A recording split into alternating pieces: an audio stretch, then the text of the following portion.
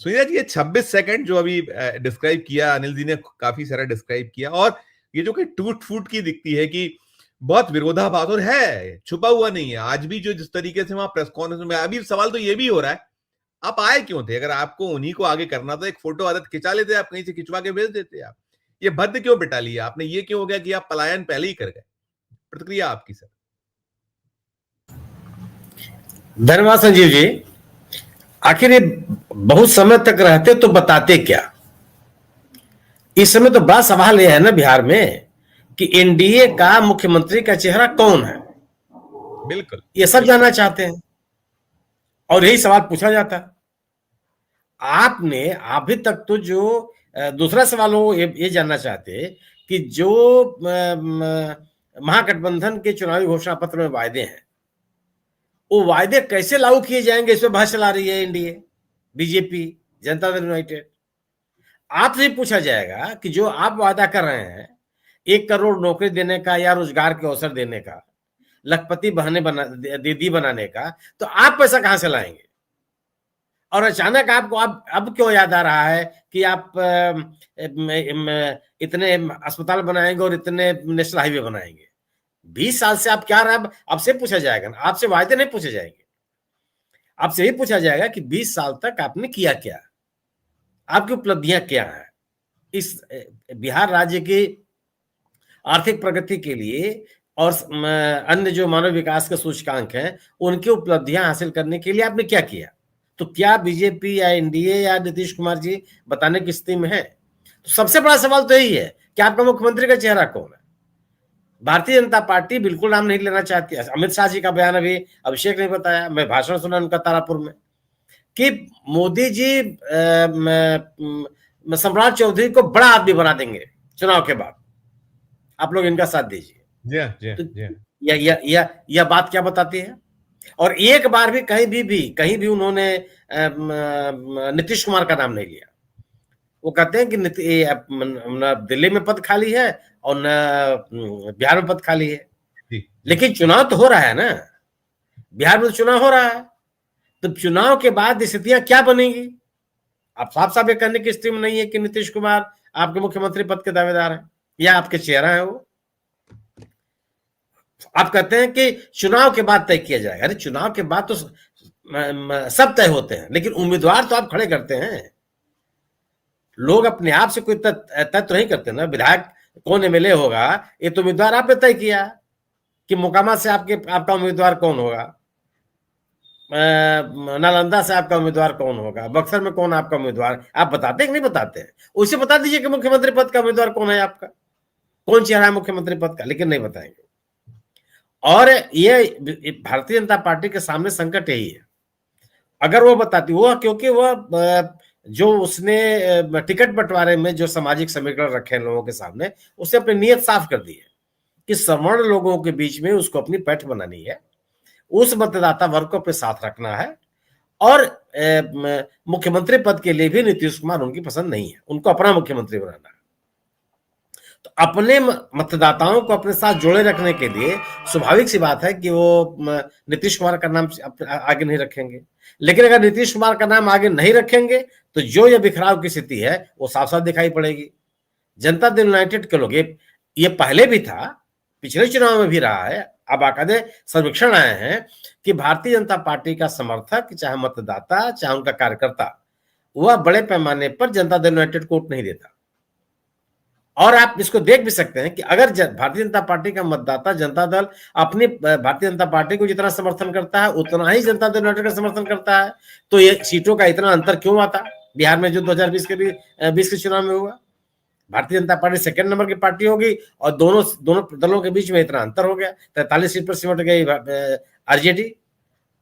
अगर उनका मतदाता बीजेपी का समर्थक जनता दल यूनाइटेड को देता तो वो भी तो आपके आसपास ही दिखाई पड़ते, वो तो नहीं हुआ।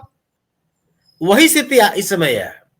इस चुनाव में बार बार ये लग रहा है कि जनता दल यूनाइटेड के लोग बीजेपी के साथ खड़े नहीं होंगे।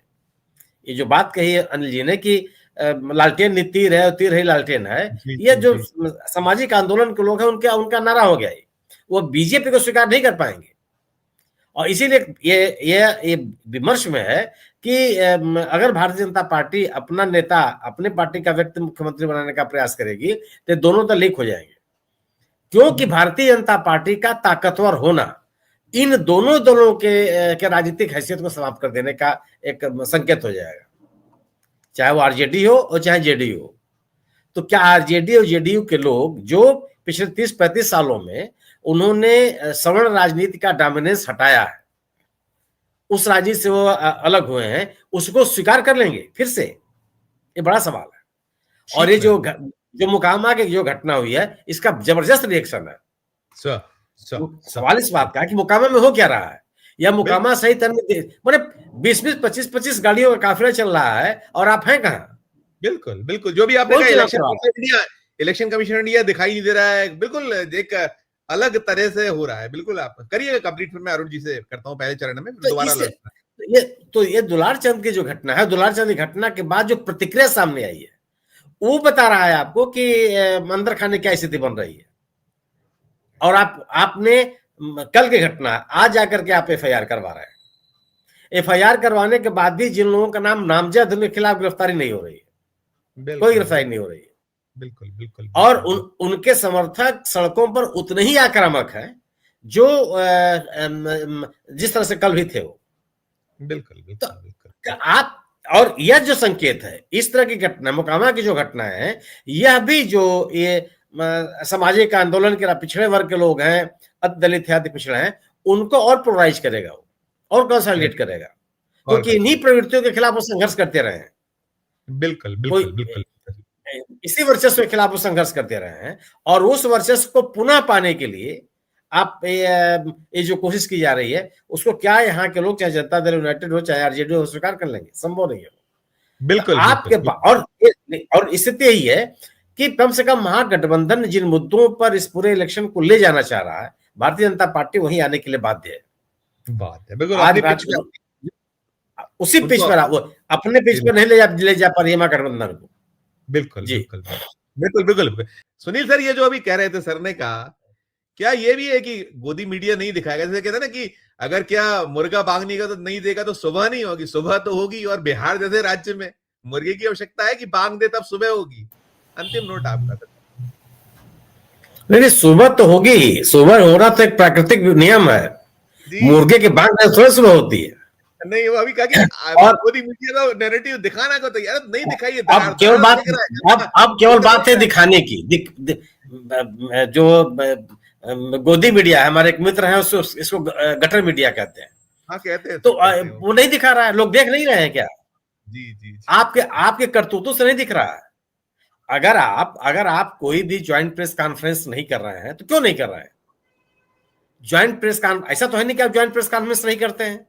आज तो बड़ा मौका की राजनीति, आज तो मौका भी था, दस्तूर भी था, कुछ चीजें तो आप कर सकते थे ना, आपके पास अवसर था पूरा। आप शुरू से देखिए ना, जब चुनाव की घोषणा हुई, उम्मीदवारों की घोषणा की गई है अलग अलग।